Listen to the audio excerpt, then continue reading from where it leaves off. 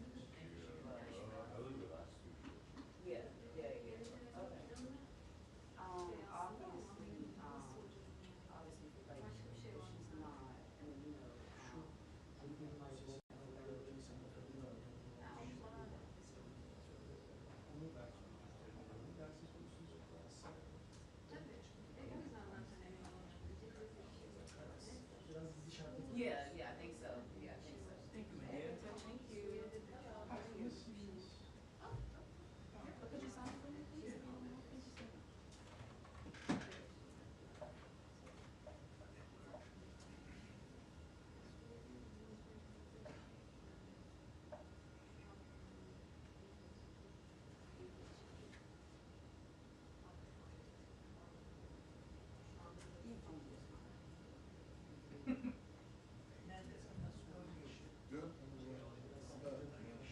Not bad at all. And you?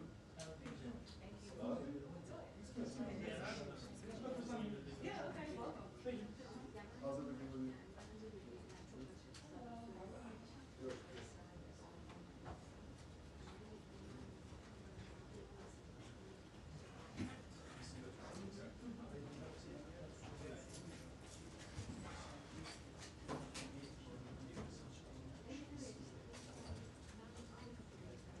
Those of you just coming in, may not have heard, but the briefing has been pushed back to 2:15.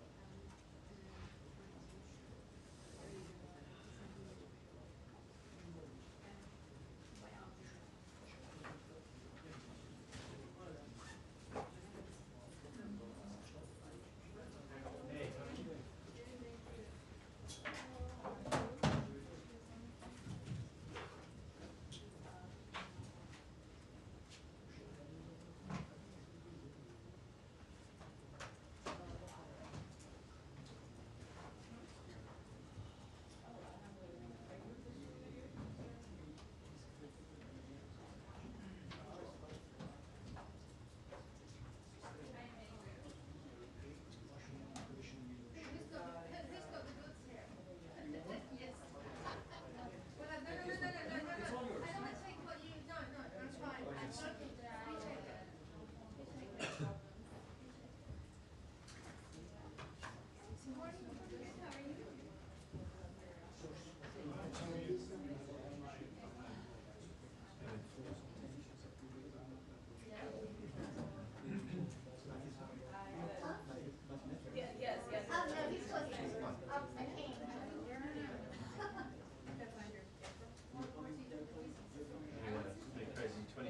Thank you.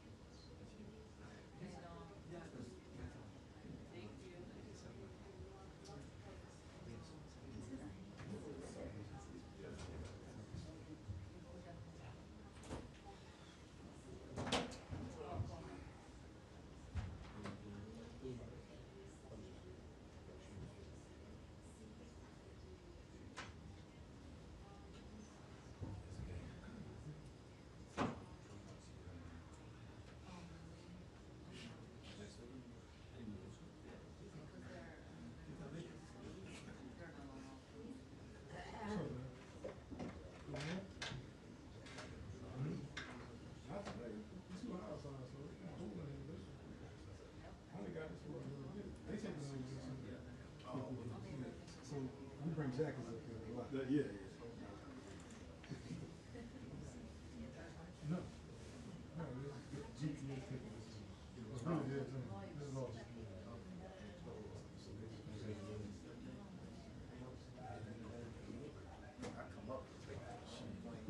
Look, the worst one is when you come up here after lunch.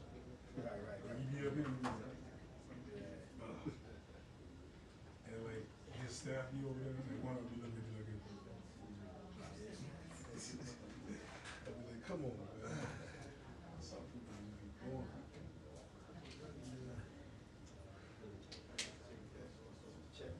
Y'all still living for the night? September? I think that is. I know. I was leave the night, and then I come up like 11.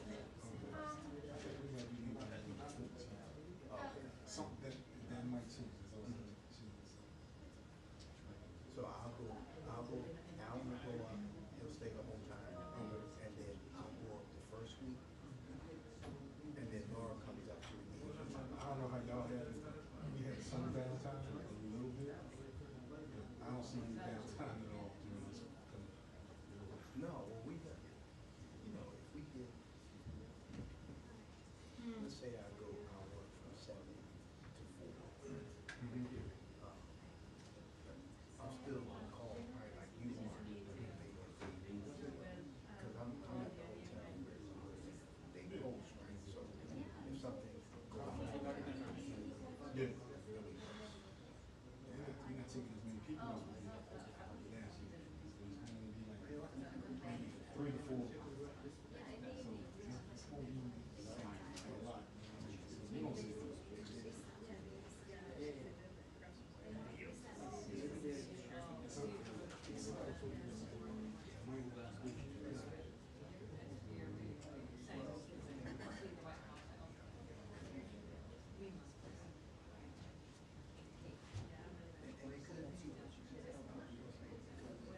I'm just expecting it to be busy, but then on the flip side, it might be work.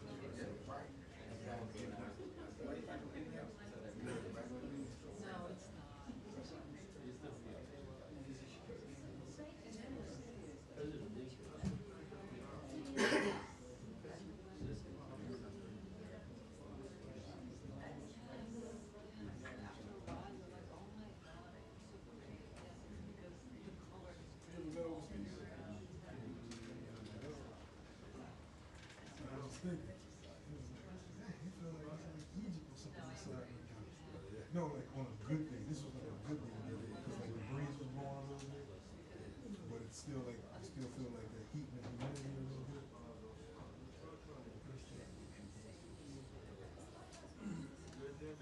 Yeah. Well, I've been to Afghanistan, Iraq, Saudi Arabia, a few places out there.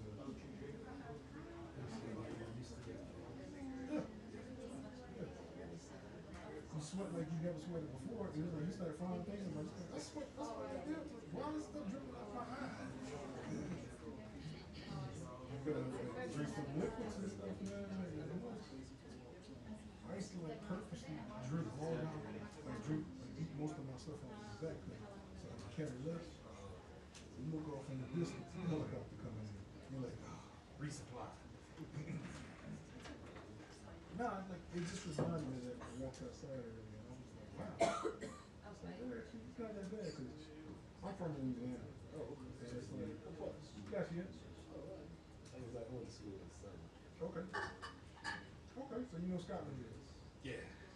Nothing chicken spots and liquor stores and dudes still wearing butterfly collars and jerry cans.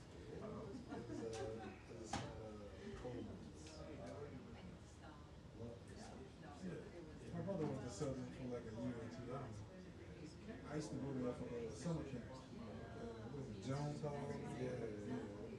stay there. It was pretty cool. I did it like 2 years in a row. When I was a teenager, like I was 13. I used to go there and stuff. So you graduated from that? Okay. Why you class coming on? I know who you're looking for. I don't know. It's like I've never been up to Greenland. I never actually went. I don't know. Just it didn't seem like anything was up there, and I was like, well, how can y'all go to school up there and there's nothing up there? I was like, y'all just on campus, just doing like what y'all doing on campus. I was like, I can't do that. I just heard stories and stuff. I never went up there, man. I was like, okay, some KKK stuff over there or something. Actually, funny enough, his family. I forgot the parish. I can't remember it off the top of my head. His family is from Barnabas County. Folsom. And what else? As much as I close out of Like I went to Louisiana Tech one year for that camp. I was scared going that time. Cause like I'm from Southwest Louisiana, and when you go different parts and stuff, it's not the same. Food tastes different and stuff, you know. I can't remember off the top of my head some of the times. I just like that's the furthest I went up north. I met a lot of girls from on the road. That was crazy. Like I ran into one girl. Come to find out I was messing with both of them. They was cousins. And then I found out my music teacher was both of them. And like, cause my music teacher went to school with my mother. They went to college together. And I used to always go see her and stuff. Like I check out just to see how she was doing after she retired. I was talking to her. She's like, yeah, that's my niece. That's my niece. And I told her about, yeah, that's my other niece. I was like, oh, man. Yeah,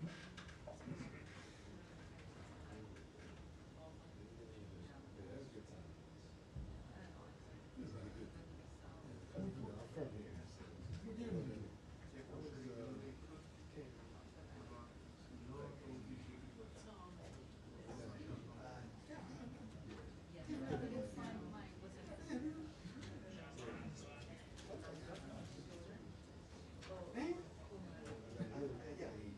I'm about to be 47. What year you born? You got 7 years old. Oh, that's what it is. I was still in high school in 93. I graduated in 97. And I joined the military in 97. Hey, you was like during the good time. You got recruited?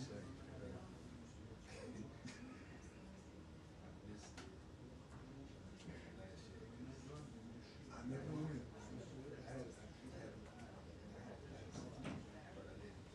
So it wasn't about your classes, but my high school was going to the state championship, the super going, and we had tickets and everything.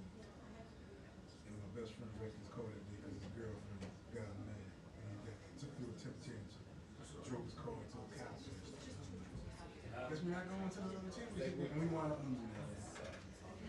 But anyways, I went to Cameroon.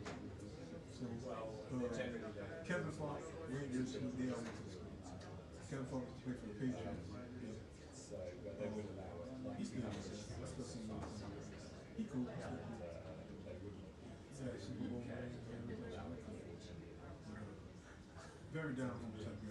Yeah, kind of shaky. Because he's still like where his club at, it's still in the hood. And all the dudes came up together, and it's like it's called the Backstreet. It's called Winter Circle. Like they kind of known for having like after hours stuff going on. And they're like, yeah, I ain't going over there. I'll cool with that. They be doing that type stuff. And it's like everybody kind of like, they all grew up together. So it's like, I'm not from this side of town, but it's like I'm from the north side. So it's like when I go over it's like everybody knew me because like I went to school with them and stuff. So.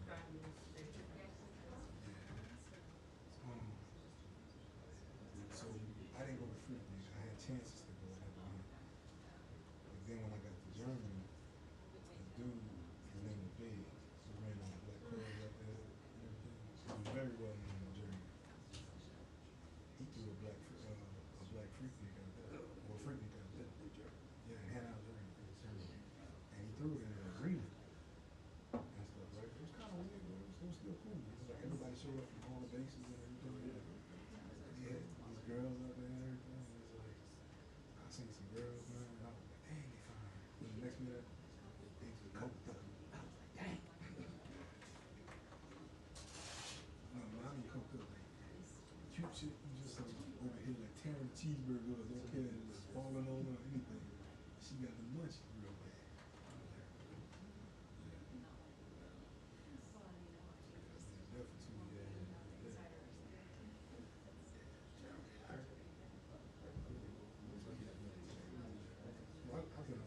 I've been all over Europe. I love Europe.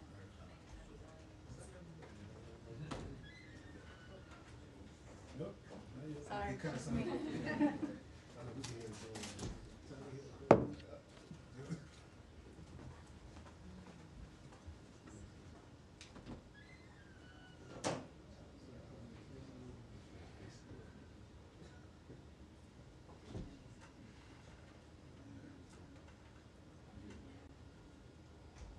I've been out here since '97. I went to school out here from Venezuela, from D.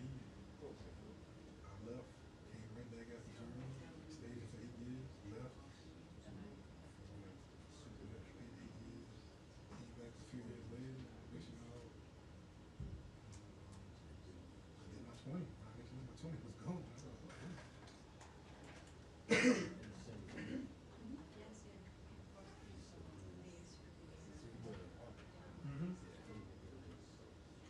Laurel Square Park. I remember the first week I moved there, this girl I worked with, a white girl, she said, I'm about to stay too. I was like, what? The first week she moved there, man, they stole her side mirror and siphoned her too. I was like, just steal the mirror. Why they took the mirror? And I caught dudes breaking in the car one time, right? And they didn't know I was right there while they was going through my car until I caught the gun. And they said, oh shit, break out.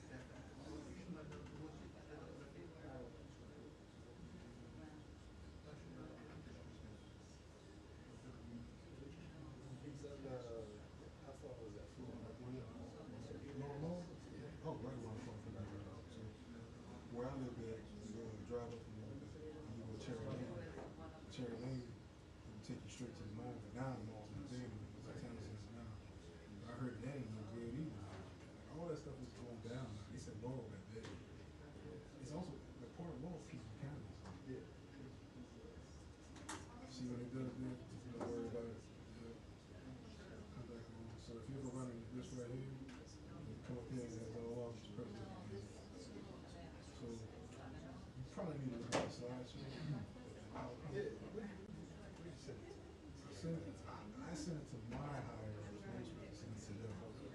So I just I'm gonna ask them about it because they got explain. I pretty much just explained everything how it should roll, but I don't know if they thought it was stupid or didn't explain it good. I don't know. I thought they would have passed it out.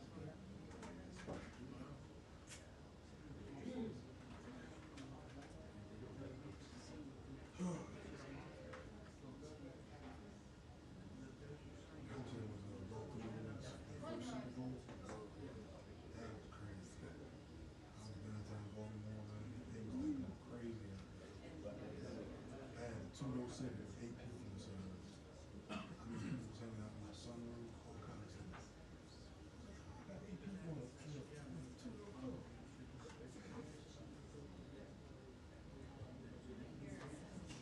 you have ever test drive?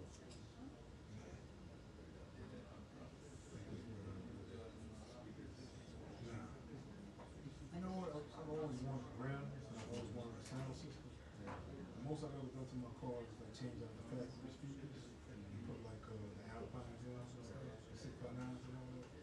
I never had like 10-inch woofer or whatever, 12, 11, whatever. I never had that control. And then it was like with rims, I could never bring myself to buy them because I felt like I would have buyer's remorse. So I was just like, people used to clown me, man, because I had a two-door Civic, right? 2000s. I used to clean that thing in the cold, everything. I get a hot bucket of water. You treat that thing like it's a blue bucket.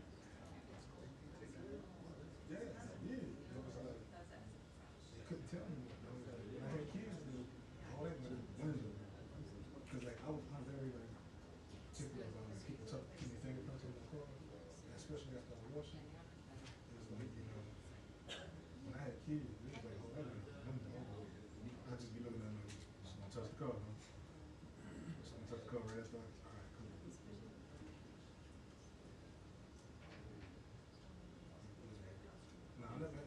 trucks. I never had.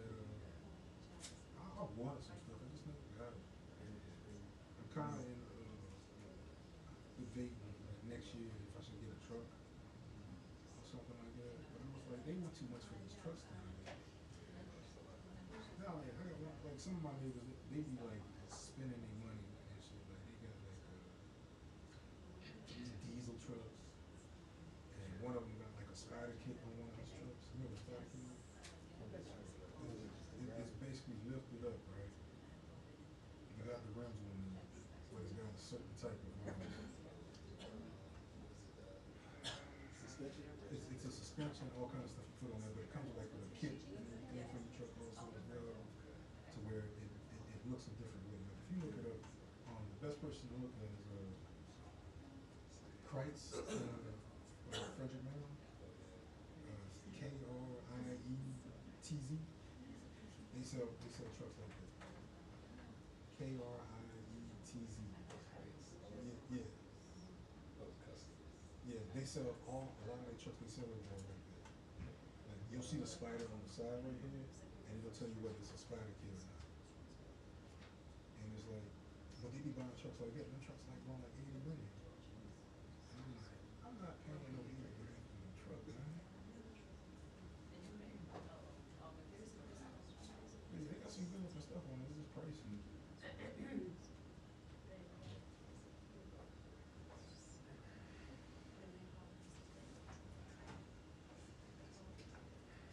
So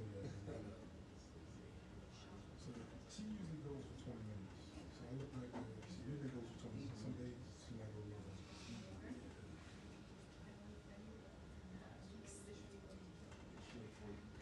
You'll see me riding the fade with the judges and stuff when they're talking. She always has priority. I never let them speak over her. Stuff. So you'll see that. But I leave these on all the time.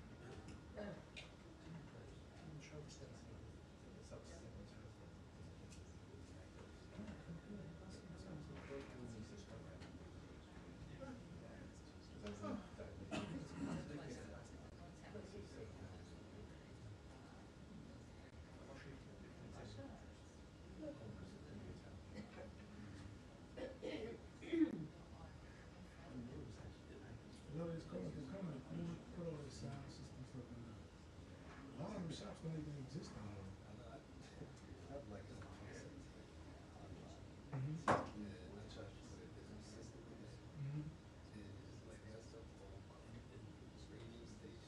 you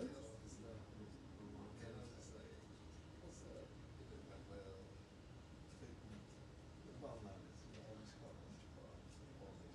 System.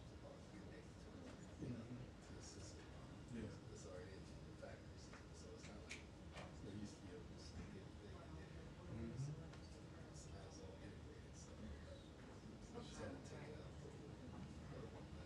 I had the detachable face CD player. No, but mine was cool. Like I love the way it looked because it was like when you click it in, like it was like flat like this. You just click it in, and it would snap in. So it can either tilt like that, or it can go like that. And when it's playing, it's just straight black, like a glossy. So you have the choice. You can have like the digital stuff on it and stuff, right? They stole that from me once when I was deployed. So I called my best friend. He bought me another one. I had that installed. And then when I got rid of the car, I had him take it out at the factory back here. I gave it to my best friend. He never even used it. Now, this is how janky it was a nice CD player, right? It had a remote to it. Yeah. Like, hold on, I'm sitting up here like this in my car. Instead of just, yeah, you know, and I had the expensive 6x9s in there and all that. It helped a little bit. I mean, I never had no rims. And then I traded that up for a Honda Accord. I wrecked that. And then I bought a Lexus. I wrecked that. And I'm like, shit. Yeah, I broke my knee in that. Yeah, that was a long story. But I think after that, I bought an Infiniti, then I bought a Maxima. I got a Audi A7 right now. I got about 122,000 miles on it. I bought it used, 30,000 miles on it. I bought it in 2018, so 2016. So I paid that off. My wife keeps telling me like I don't need to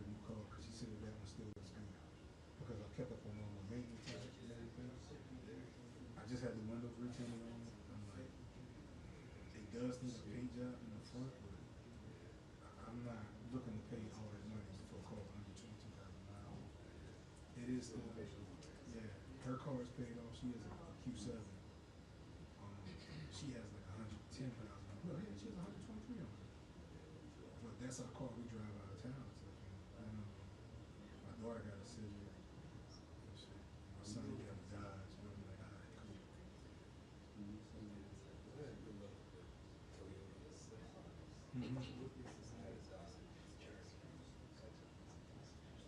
Well, the plan was when I bought my house, that was supposed to be my retirement car, and I was just gonna drive it on the weekend. And I still had my Maxima, because that was paid off. And I had an Infinity, that was paid off. And he just started giving me problems. And I was like, all right, cool. Next thing you know, I'm driving my Audi. So it's like, whatever.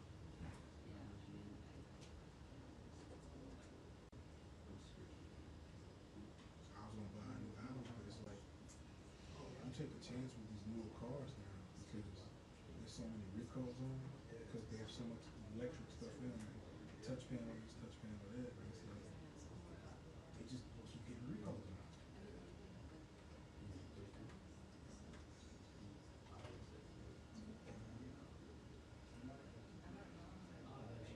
So, yeah, that's the thing. So if I look at cars, right, used cars, I found this out. You probably knew about it.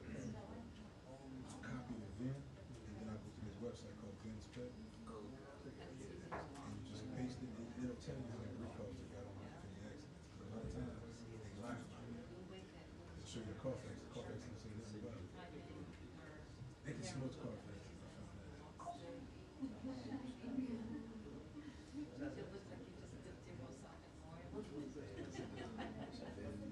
You copy the VIN, and then you go to the website VIN Spec. If you look it up, it'll probably be and stuff. You'd be like, wow. Because like a lot of cars, like I had my eye on a 2022 S6. And it was black. And I liked it. And I was like, it was in Texas. I was like, all right, cool, we're gonna have to transfer it up here. They went at 59 for it. I was like, I ain't never paid 60,000 for it. So I was like, I just kept watching. That car dropped down to $45,000. Hold on. It's Audi certified. So many miles it had? 30. Had paint protection on it. Had paint protection on it already. Everything. It was immaculate looking car. The first time I looked it up, I had 3 recalls. So then I kept looking at it. The recalls disappeared. And I was like, nah, something like that. So I started YouTubing like, what's going on with the S6? And it was like a lot of stuff.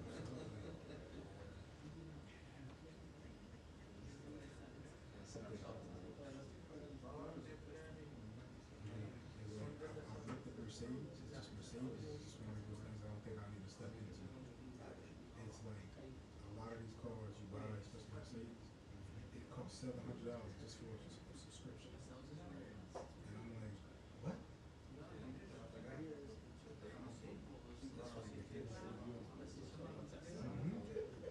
Yeah. I paid a lot on my house, but I kept up with it. And Audi wanted to charge me $1,300 for a Spark. Well, no, I have a guy. I have this place in Fredericksburg right here. It's called International Car Specialist. I take it there. They're all Audi certified, Mercedes, Land Rover, every foreign car. They're certified. The only thing they can't do is recalls. So I took it there, and it was like the Humper Spark was like $300. I'm like, bet. They were booked up one time, and I needed an oil change for my wife's car. So I had to wind up coming to Alexandria up here, Alex. So they was like, I'm gonna put a fuel injection in the car. I was like, wait. The oil change put the fuel injection. How much is it? That'd be $900. I was like, I don't want the fuel injection. So the oil change, that's not the oil change. $6. I needed the oil change $8. And I was like, I'm never coming back home. And even the international car stuff, it was good, but they were like always $100, maybe $200 for the oil change.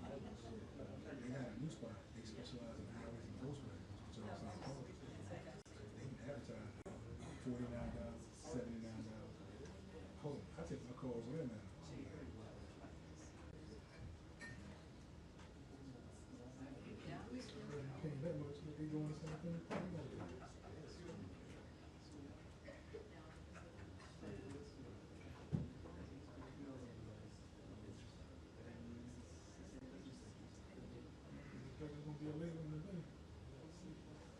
It might not be. That's president's stuff. Yeah, that's why.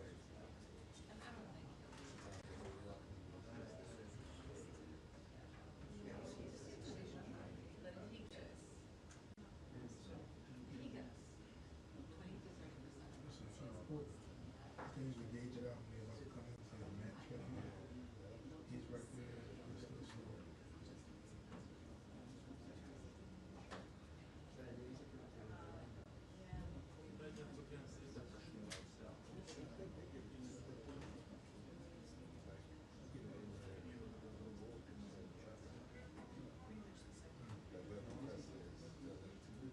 I ain't never read it. I ain't never read it before.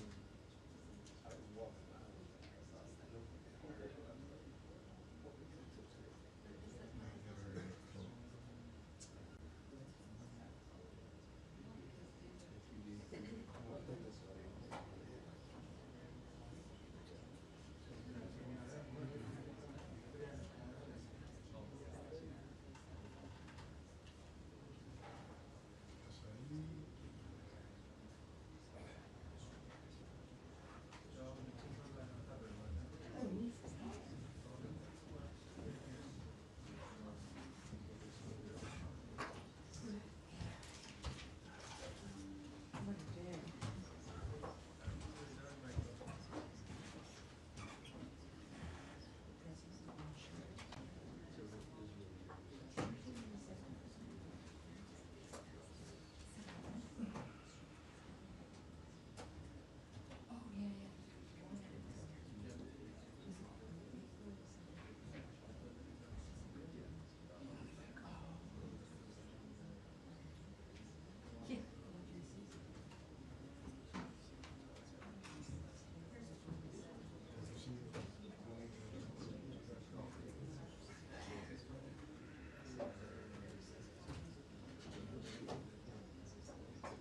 I ain't seen him in a minute. He's from Bangladesh. He came back a few times.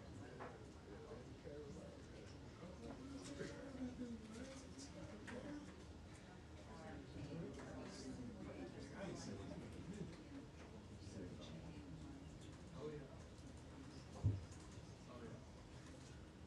Somebody must have been there. They keep going out. The screen keep going out. Right. Oh, this. I see that. They keep going out. I just watched it. They just did it twice. Hopefully it's fixed.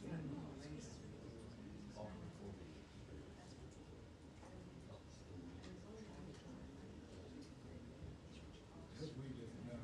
I'm over down at the Maryland back in the day. You want to go somewhere? Just get on the road. And every now and then, you run into a little bit of traffic. Nah, I'm like, wait, you gonna go with? I've been there all week. I ain't going to go. I was like, yeah, you said I'm going to DC. I was like, we rent a room. I ain't coming back. I did that for her birthday. Yeah, her birthday. We came through and went to the Sky Lounge or something. Man, they tripped me with that. And it was still a good experience, but when they took pictures of the club and I went to the website, they took that shit from Friday. I got it now. I was like, you gotta walk up these steep stairs to go up there. And then when you get there, it's like, smart. It's in DC somewhere. Now, Sonora, that looked nice. Around that area, had a bar right outside. I don't know where I was at. It was like, and they get DJs. They still playing stuff from like when we was like kids. Like playing Usher and stuff. And like, Lil Jon, like you can't go wrong if you play some old school. I mean, old school like Maze and shit like some decent, some go-go and shit. You can't go wrong. Just like some of the stuff they was playing, I was like, is it playing in the club?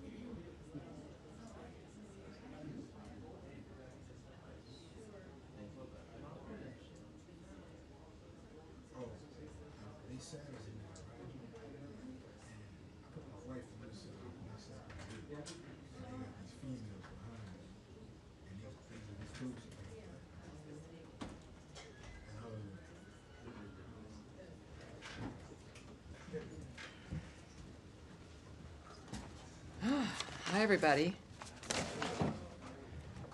I love those cabinet meetings. I do. I love them. The transparency is always fabulous. Thank you for being here. I appreciate it. I see some new faces. Some of your colleagues are traveling today with the secretary. I think they're, because you don't look like Matt Lee at all, but that I've seen you before. It's all right. That's all right. Thank you all for being here. Do have, of course, a couple of announcements here as we begin. In my own voice, not AI. Not that you have some questions about that. All righty. So, of course, as we know, as we have all been following the situation in Texas, of course, the horrible catastrophe there for everyone. To begin, our hearts break following the tragedy in Texas earlier this week. President Trump did sign a major disaster declaration for Kerr County. During this time, we are moved by the many countries around the world who have expressed their condolences. We are thankful to our regional partners, including our friends and neighbors in Mexico, who generously have sent brave firefighters and members of their civil protection water rescue teams to support the search and rescue efforts in Kerrville, Texas. We tend to take each day for granted as we focus on the minutia of each day. The pain and suffering of the families who have lost their loved ones, including the children who have died or who remain missing, is beyond comprehension and shocks the soul. Everyone here at the State Department is keeping all those affected in our prayers and in our hearts. And now, today, Secretary of State Marco Rubio joined President Trump for a cabinet meeting at the White House. During the meeting, Secretary Rubio described the historic accomplishments of this administration under President Trump's leadership. We have seen unprecedented progress in advancing our national interests and in the pursuit of peace. To quote Secretary Rubio, "We prevented and ended a war between India and Pakistan. NATO is now at 5% for the first time ever, the highest numbers ever. A peace deal between the DRC and Rwanda. A 12-day war that ended with an American operation that we're the only country in the world that could have done. Hopefully, pretty soon, a peace deal between Azerbaijan and Armenia. The entire Middle East and the infrastructure of it has the potential now to change because of Syria and Lebanon, and it hasn't even been 6 months." In addition, this evening, Secretary Rubio will travel to Kuala Lumpur to participate in the ASEAN United States Post-Ministerial Conference, the East Asia Summit Foreign Ministers Meeting, and the ASEAN Regional Foreign Ministers Meeting. He is also scheduled to meet with senior Malaysian government officials.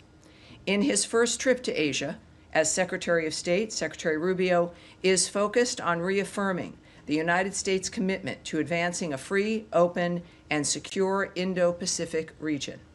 During this trip, the Secretary will highlight the strength of our comprehensive strategic partnership with ASEAN in delivering results for the American people and the people of Southeast Asia, as well as our commitment to building on our comprehensive partnership with Malaysia. And with all of that, I will take your questions here. Andrea Mitchell. Yes, ma'am. Thank you so much. Well, in your own voice, can you explain how it could happen that some imposter tried to get access via a fake, signal ID of the Secretary of State reaching out to officials, foreign officials, as well as domestic officials?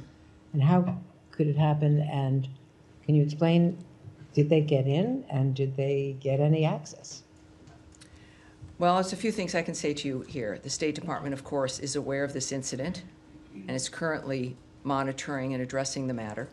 The department takes seriously its responsibility to safeguard its information and continuously takes steps to improve the department's cybersecurity posture to prevent future incidents. For security reasons, we do not have any further details to provide at this time. The State Department, of course, when we think about the reports that have occurred, and the details that we would like to provide become problematic, obviously, when it comes to investigations and the nature of the actions that we're taking. So that's what I have for you right now. Well, can you say anything, can you tell the American people that there was no damage, no violation of security? Yeah, I will not, whether that's the case or not, go into any of the details. This, of course, is the State Department. It's the United States government. We live in a technological age that we are well enmeshed in, and I'll leave it at that. But when there is something to report, everyone here will hear it first. Can you say whether it was discovered by state or by another government agency or by an outside provider? I cannot go into any details regarding discovery or the actions that have been or are being taken or will be taken. But it will be something that you will hear. All right. Yes, Humaira, Reuters. Hi, Tammy. Thank you. What can you tell us about Gaza ceasefire talks? Prime Minister Netanyahu is here. He's going to meet with President Trump again tonight. Is it close? What are the remaining sticking points? So many questions. I mean, that's 7 questions so far. No, it's only 2, actually. Yes, all right. You can handle it. I think I can. I think I can. It's an important question, obviously. This is something that the president and this administration has been focused on, as has the secretary from day one. I can tell you that I think as it has been clear, the president has been optimistic from the start, and his optimism holds. He is very hopeful for progress. There was some commentary made, of course, at the cabinet meeting, which I do want to share with you. The Witkoff had also made some remarks. Is this in the book or in the paper here when it comes to the commentary? I think we're going to get that. You might see one of my specials coming up here in a moment, because I want to get you specifically what, of course, the special envoy has said as well. Let's get that. That was what was fun, with a lot of people here at the State Department taking furious notes as the commentaries went around the table for the cabinet meeting. We have from both the special envoy and the president. Got on so many issues. But yes, let's get this. On the Netanyahu meeting, there will be another meeting this evening with Prime Minister Netanyahu. The president has noted, of course, Gaza is a tragedy, and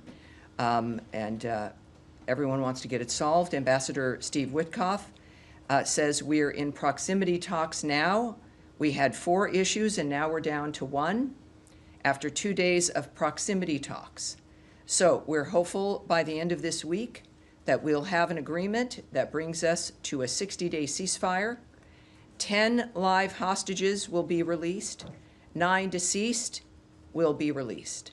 We're meeting with all the hostage families to let them know, and we think this will lead to a lasting peace in Gaza.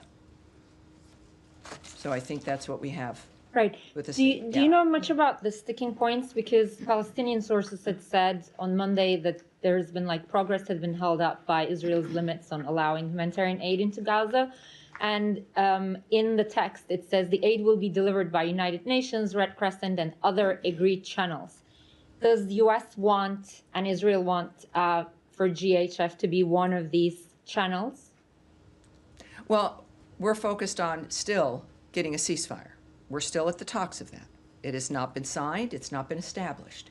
We believe it will be. We had a ceasefire once before. That was broken early on in this dynamic. On October 7th, there was a ceasefire. That was also broken by the same monsters who continue to make statements, which I would suggest anything you hear or receive from Hamas, that terrorist group that is responsible for this suffering and the carnage for generations, you should look at with a side eye, with suspicion. And many of the reports you hear are from that perspective, still certainly detached from what's best for humanity and from the reality of the situation. We're focused on, the president is focused on the ceasefire itself. Nothing is given until it's done. And that is what we're looking at. I think that for those who are thinking about more aid, that's fabulous. Of course, the State Department and certainly Secretary Rubio and the president have made comments throughout this process about the importance of aid, about the importance of assisting the people who are the first victims of Hamas, which are the people of Gaza. And we've stayed true to that principle, and we remain committed to it. So however many are going to participate in the rebuilding and in an end to the suffering, it's great news, but it has to be new ideas that can actually succeed. And we're on our way, of course, to accomplishing that. All right. Yes, Jillian. What was the secretary? Secretary's reaction to finding out that he was being impersonated and represented to allies and adversaries through this AI mechanism? We're not at a point here where I will discuss or portray what actions are being taken or his reaction. The Secretary, great news is, of course, he is very transparent, quite transparent, and he's direct with everyone. I think that any description of his reaction, of course, belongs to him, and I would suspect that at some point we'll have that for you. There was this press conference today, the Secretary of Defense and Agriculture were talking about the threat that the Chinese government poses here in the United States with the strategic acquisition of farmland that's near military bases. What is the State Department prepared to do to hedge against those kinds of intrusions? Well, it's an interagency kind of decision and discussions that go on, also negotiations, the nature of a full whole of government dynamic. When you're dealing with agriculture, you're dealing with Homeland Security, certainly, and the equities that the State Department might hold. I won't discuss what our actions would be or what the specifics would be. I'm sorry, I have a lot of not answers for you today at some point, but I would say that as soon as we have some kind of action, we'll let you know, but it's not something I can remark on today. Can you talk at all about if the sort of like writ large, if the department sees this as an ongoing threat as well? Well, that would require me to speculate or talk about an opinion framework, which I can't do, certainly at this point. But we'll have something for you soon. Yes, ma'am. Hi. GHF had said that it was undergoing an independent audit as a condition of getting U.S. government funding. And that it would turn over that audit to state in July. Has it turned over that audit, and will the State Department make that public? Well, I can tell you that for any aid, of course, there are some requirements. In this case, there's ongoing benchmarks, et cetera. So this is something that we follow and will expect certain details, to say the least. At this point, what I can tell you is that we're looking at their track record now, which is now at 66 million meals to date at 3 distribution centers, which they hope, of course, to expand. And whatever our requirements are regarding aid, this aid and any other aid, I won't discuss here at this podium, but it certainly is a standard that is worthwhile and matters based on, as you know, we've done a huge revamp of our foreign aid framework, and it's based on making sure that what happens meets our standards, our vision for what's best for America, and our values. And at this point, it's clear that we believe GHF has the potential for that, and we're moving forward. So as soon as there's more details, we'll get that to you. On that topic, does the State Department disagree with the counts of international bodies and aid groups that hundreds of Palestinians have been killed, have been shot trying to receive the aid? And if not, what is the State Department assessment, or what is Israel saying about how many, if any, Palestinians have been killed? Well, we know Israel has some investigations ongoing regarding what has transpired in a war zone they did not want, a war zone they did not expect, a war zone created exclusively by Hamas, which now is thinking about a ceasefire and looking at it, which is nice. But this could end in a moment, as we all know, by releasing all of the hostages and by putting down their arms. They've chosen not to do that.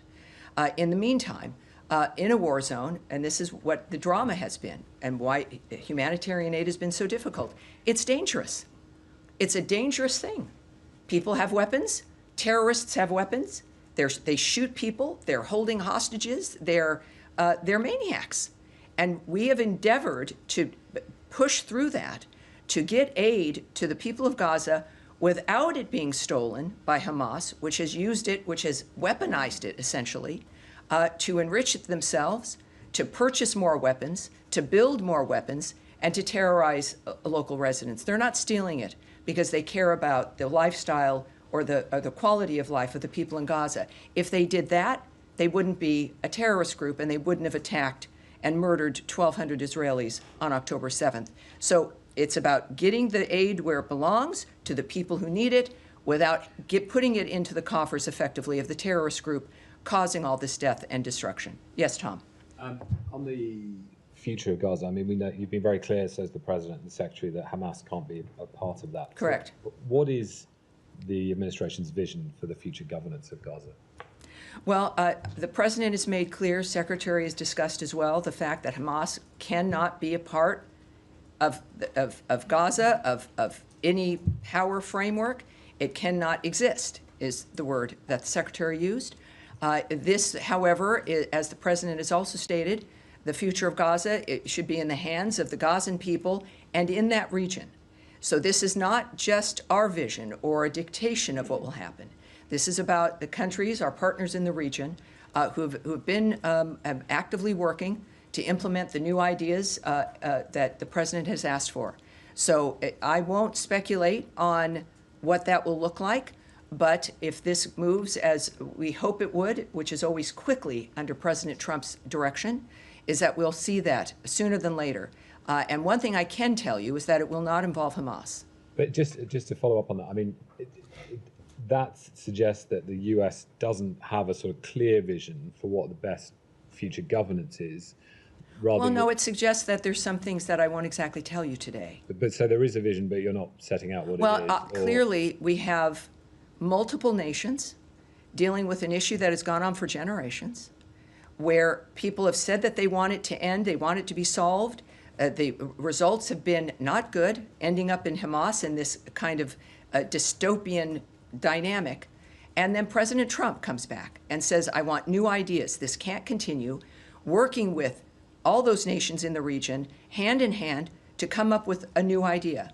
What that new idea will be, I can't describe, but they're not playing tiddlywinks. They're actually making, having a vision for the future of how this constructively could work. But just to clarify, does that include the possible, as the administration terms it, relocation of Palestinians from Gaza? I won't discuss the details. Because when the President was asked about this in the White House last night, his first reaction was to defer to the Israeli Prime Minister about that very question. I mean, he didn't answer it. Yeah, I think that when I refer people to other agencies or to other people, it's either because it's more appropriate or because it's something that is not correct for me to speak about, or I don't have the details. When speaking about another nation's approach with something, it's appropriate to refer to that friend who's sitting there with you. President Trump has not just the desire to ask for new ideas. He asks for them because he gets them. He knows new ideas are possible. His life is a new idea. The nature of what he's accomplished politically is a new idea. He knows that if you put your mind to it and you need to accomplish something very specifically, you must determine what that will be, as opposed to being carried along by a system or a machine or the wind. So when he lives his life that way and he knows that it works, it's not always easy, but that sometimes it's the only way, if not most of the time, if you want real success and real progress, is to have the new ideas. But that- And that's what we're waiting for, and it will not look like what's happened before. Although that Yes, isn't the a other new Tom. idea. Yes, sir. Thank you, Tammy. Just going back to Gaza, can you tell us what that one remaining issue is that Special Envoy Witkoff described or referenced earlier? No, but I'm sure we'll find out, And another sort of simple question. of course. By the end of the week, does that mean by Friday, by Saturday, or by Sunday? I think generally it could be the collection of the days at the end of the week. I can't, I'm not going to specify because we know how things can happen. The president is leaving on a trip today that originally he was going to be leaving on a couple days earlier. The world happens. These are men and women who are at the forefront of deliberate change, and they're determined to be managing it. So these are the people who understand, and that's a very specific thing to say, even though it was kind of end of the week. I would say, to clarify a little bit more, I would say probably the end of the week. Yes. Thank you, Tammy. Two separate topics. Before that, just to clarify, you meant the president leaving today for trip, or the secretary? No, the secretary. Obviously, the secretary. Did I say the president? Well, I'm Secretary of State Marco Rubio. Yes, both men are on my mind. On Ukraine, I would appreciate if you help us understand whether the president's latest assessment of Putin will lead to any real policy change when it comes to arms shipment issue. Are we back to pre-July level, or is this administration now committed to deliver on all the previously made commitments? Well, I mentioned in our last briefing when there was some concern and hubbub about arms shipments stopping from the United States to Ukraine. And my warning then was, wait a minute, that this is one situation, that you should not extrapolate it as a new policy or position, that we have been and remain Ukraine's biggest supporters. We care about those people. We care about making sure that they have what they need. The president has been very vocal about the wholesale slaughter that has been going on and how it has to stop, how there has to be a ceasefire, and how it has to be between the two parties. Within that, I noted that, of course, wait, and here we do now have, besides a phone alarm, we have, of course, the resumption of weapons shipments to Ukraine. The president has been vocal about this. Without the details of exactly what, the president feels obviously very passionate and determined regarding the ability of Ukraine to defend itself. That's the commitment. And Caroline Levitt, my colleague, noted just yesterday, the shipments pause was part of a standard review of all weapons and all aid the U.S. is providing all countries and all regions around the world, not just Ukraine. And a few days before that, President Zelensky noted about his phone call with President Trump. We had a very good call, I think a very strategic call. We've been helping them and will continue to help them. This is the President speaking about Zelensky. It's a pretty tough situation. So again, we've been helping them. We'll continue to help them. It's a pretty tough situation. And so that's our position. It's what it has always been. And I'm glad that there's some clarity here after Thank you. I do have follow-ups, but I'll leave it for another day. Well, yeah. Second topic. Going back to your opening statement on the Secretary's speech during the cabinet meeting, he talked about Azerbaijan and Armenia. I'm just curious whether there's any active U.S. involved, U.S. lead mediated process right now going on. What makes the Secretary believe that there's a happy ending there? Well, that's a good question, and we'll have some of that for you, but it was important enough, of course, for him to mention. And we're excited about the multitude of arrangements and ceasefires and changes that we've been able to be involved in. The Secretary noted that for a reason, and when we have some more details for you, I'll get it to you. Thank you. All right. Yes, sir, in the back there. Can I ask a question on Iran? The president mentioned yesterday that the Iranians have requested a meeting. Your Iranian counterpart today countered that and said there has been no request on the Iranian side. Is there a misunderstanding here? And are you still communicating via the Omanis, or are there other countries involved here? Well, I would say that I don't have a counterpart in Iran. I'll say that right now. But I would remind you that our commitment to all of these issues remains. The president has been very public in saying that he wants Iran to return to the normal collection of nations. Our commitment has been steadfast through all of these conflicts, and now is a time for Iran to take advantage of that. But we've, of course, seen them do certain things that have not been helpful, like withdrawing from the IAEA, et cetera. But President Trump is determined to have success there for the Iranian people and for the world and for the region. So I don't have details for you now about what may or could happen, but I do know that the president remains committed to a world at peace and to doing everything he can to make that possible. Yes, and yes, sir. Follow up on that. Thank you so much. Has any meetings with Iran been scheduled yet, or are you still discussing to set up a meeting with Iranian in somewhere in Middle East or in Europe? You're asking about the Kurds? No, I'm asking about this. This will be my second question, actually. My question is follow up for my colleagues from BBC. Has any meeting scheduled with Iranian yet, or you are still I that? can't speak to that at this point. Okay. And my second question on the yes. Kurds. Yeah.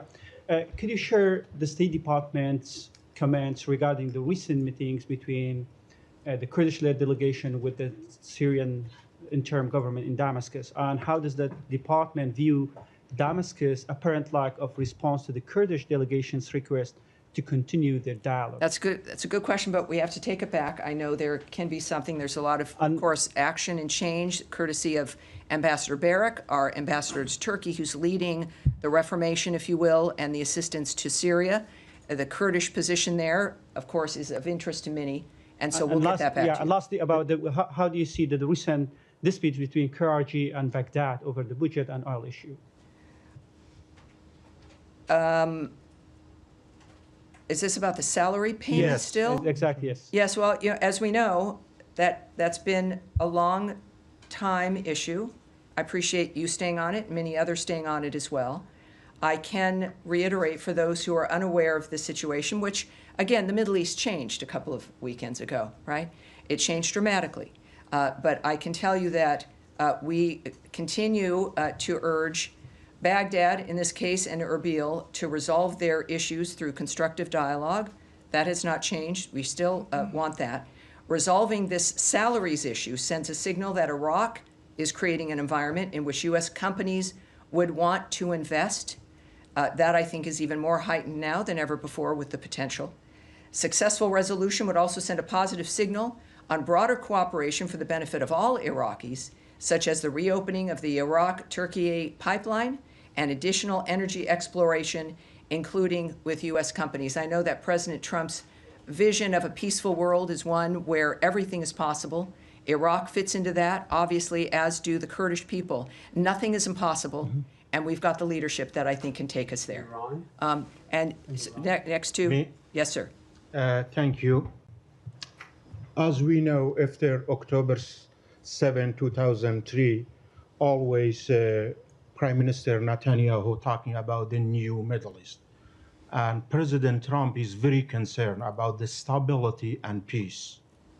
Can you update us now, Prime Minister Netanyahu here in town, do you continue to support Israel for peace and stability in the Middle East and fight terrorism and proxies in the region? I think it's pretty obvious with the relationship between President Trump and the Prime Minister of Israel, Netanyahu, as well as the Secretary of State and his comments and his relationship as well. Our involvement in the issue of defense and supporting Israel's defense of itself. It's clear that now opportunities have opened up as terrorist death squads of the region, having been supported by Iran, remain on their heels. And it's a very exciting time. It's a time where people who perhaps felt that this was the only normal or the new normal are realizing, as people around the world are, that things can change for the better. This kind of suffering is not perpetual. It can end. And that is what I know President Trump is focused on.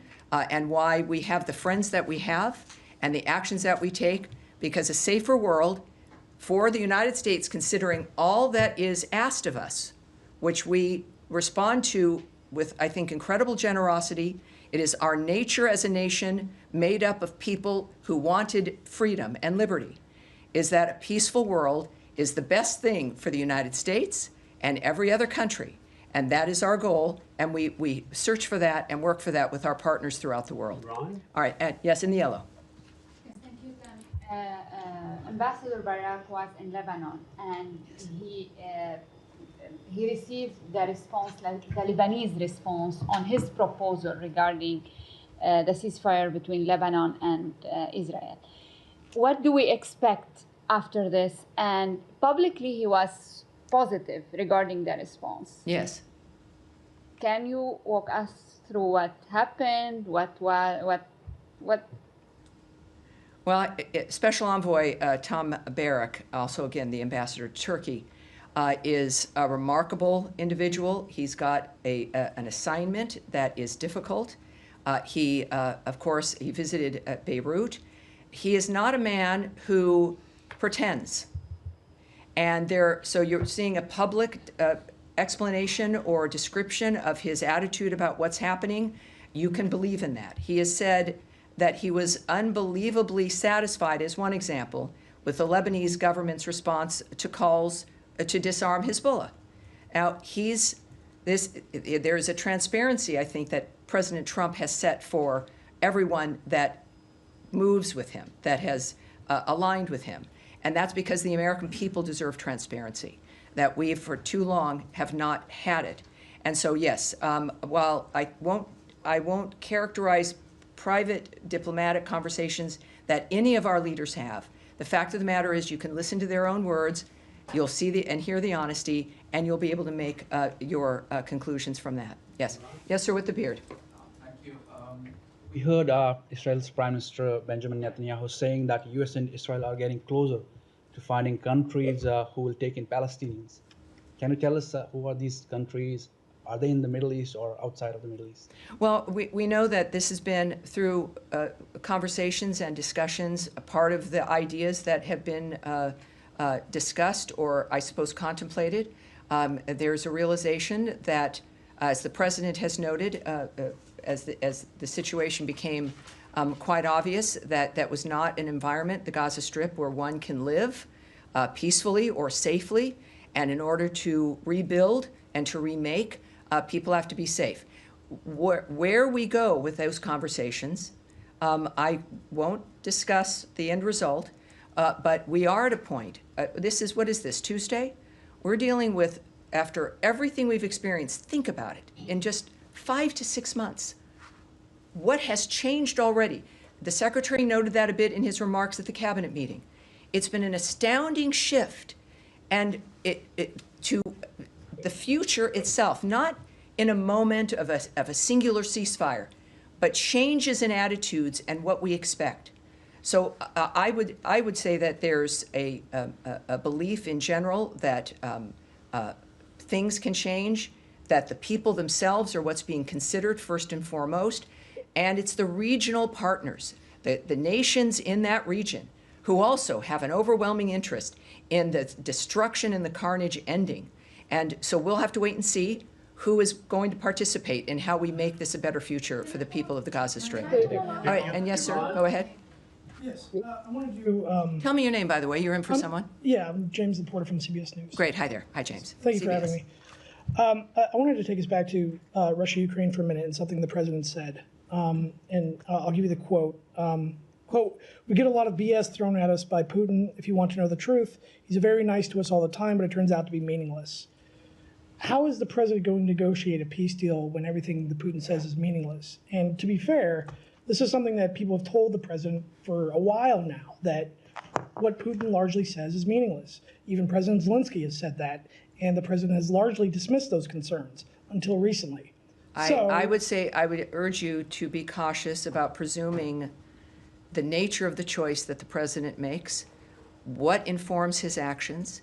Don't project onto him that he's dismissed concerns or accepted them. There's I've not been involved in high-stakes peace negotiations between nations, one of which is a nuclear-powered nation with nuclear weapons. Many of these issues are dealing with nations that could obliterate people in a flash.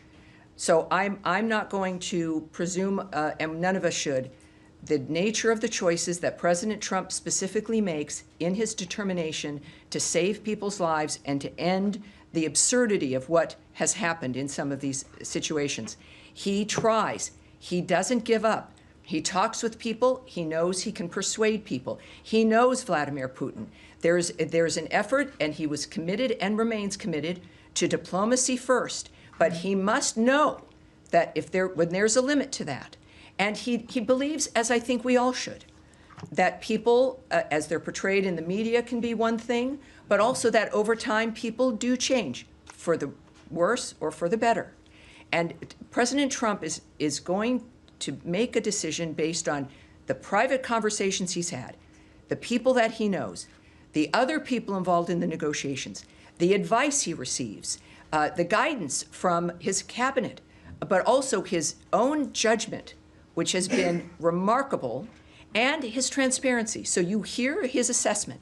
Right. When it comes to when you make a deal with someone or something is arranged, and the Secretary has noted this also, is that you don't make a deal with someone because of trust. You make a deal with someone based on what they do and what they don't do, ultimately in the fashion of that deal. So otherwise, with people who cause death and destruction around the world, there would never be any arrangements because there are many people you can't trust. But it's about setting a stage where people must comply with a certain dynamic or there's a price to pay. You don't need to be able to trust someone to do that. You need to be able to have an environment that someone only, frankly, like Donald Trump and the United States can set to put certain people in a line that is best for the world and their own countries. In February, One more. excuse me, in February, One more. President Trump One said second, he would sir. keep his Please, word. in the back, stop, and we'll get one more, and then I'll move to you. Yes. Go. One more, sir. Sir, James, one more for you. Well, in February, the president did say, I think he'll keep his word. I've known him for a long time. I think he will. I don't believe he's going to violate his word. So isn't that based on trust? Well, it is. He says that, he tells you what he's thinking, and then the whole point of negotiations and dealing with this kind of thing is based on time and actions that pass. And it's not a static decision. You don't decide that, and then that's the belief or the choice that lasts if something else occurs, or you're seeing some other behavior. We don't do that in any relationship, right? We have expectations, and then you watch and you engage, and that's the point of the engagements and the negotiations. What the president has seen, I won't comment on. I'm not going to project what the nature of how he's making his decisions. What I do know is that he gets what he wants. He's an open-minded man, but he's not naive. He is principled and clear in what he wants to achieve.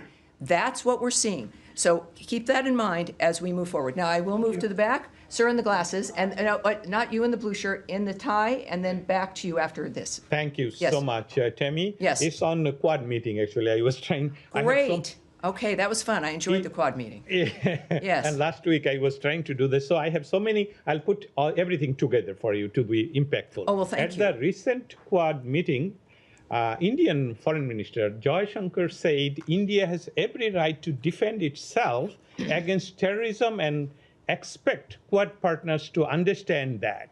Given the situation that India shares the longest border with Bangladesh, given the situation, last week, ammunition linked to the last year violent anti-government movement in Bangladesh was found in the baggage of UNIS interim government advisor Asif Mahmood at Dhaka International Airport. And under the UNIS-led interim government, last week, Sri Sri Durga Mandir, Hindu Mandir, was demolished by government bulldozer. Hindu barber was taken. All right. Now we try to avoid soliloquies or the little history lessons. I understand it's complicated, detailed. dynamic involving India and Bangladesh. We understand that. There is, and I would send you to state.gov. I'm not being trite here in this suggestion. There are two statements regarding the Quad meeting, one from Secretary Rubio and a joint statement from all the partners that is quite extensive. And that is what we are willing to share about what happened in those meetings. So those are the purpose of the readouts. I will certainly not characterize not only the Secretary's position about the United States. I'm not certainly going to characterize India's or any other nation's position or statements in what is a diplomatic meeting. But I would suggest you see that joint statement, and I think we'll be in good shape. Now, behind you in the blue shirt. Thank you, spokesperson Tammy Bruce. After President Donald Trump elected as the 47th president, in less than 6 months, we saw two major wars between India and Pakistan and Iran and Israel. And President Trump mediated both. Pakistan first nominated him for Nobel Peace Yes, Prize, they did. and now Israel. How you see this? And second, ma'am, you have been asked 2 times before. What is He's counting. Yes, Okay, keep going. In Pakistan, when there were elections here in the United States, there was much enthusiasm. A former Prime Minister Imran Khan is currently in jail. What is your official take on it? Do you see it as an internal matter of Pakistan? What's the take of this administration on Imran Khan's imprisonment in Pakistan? Well, for the administration's opinion regarding Mr. Khan's situation, I would ask you to check with the White House and my colleague Caroline Leavitt on the issue of the fact that President Trump has been nominated now twice, certainly by the latest by Prime Minister Netanyahu regarding our work for peace regarding Iran and Israel. We'll see. I think the president has made it clear that he doesn't expect ever to win something of that sort, and yet the issue for him, the prize, is his success. The prize is the end result, and humanity will be the deciders and the judgment of the nature of what he has contributed with his life. I think that, frankly, in my opinion, transcends the Nobel Peace Prize, but he deserves every prize. He deserves this one for the Abraham Accords. He deserved it. There are many things he deserves, and I don't know in this world whether he would get them, but what he has received is the biggest prize of all, which is the presidency of the United States, brought to him by the freest people in the world in an election, returning him to this office after a remarkably shocking and obscene attacks on himself and his family for years. He did not give up. The American people did not give up on him. He is now not giving up on the world, and the people of the world are going to decide and make a determination of the greatness of Donald Trump. And it's going to be unavoidable. And I appreciate your questions. Yes, sir. In the glasses. Yes. Thank you so much.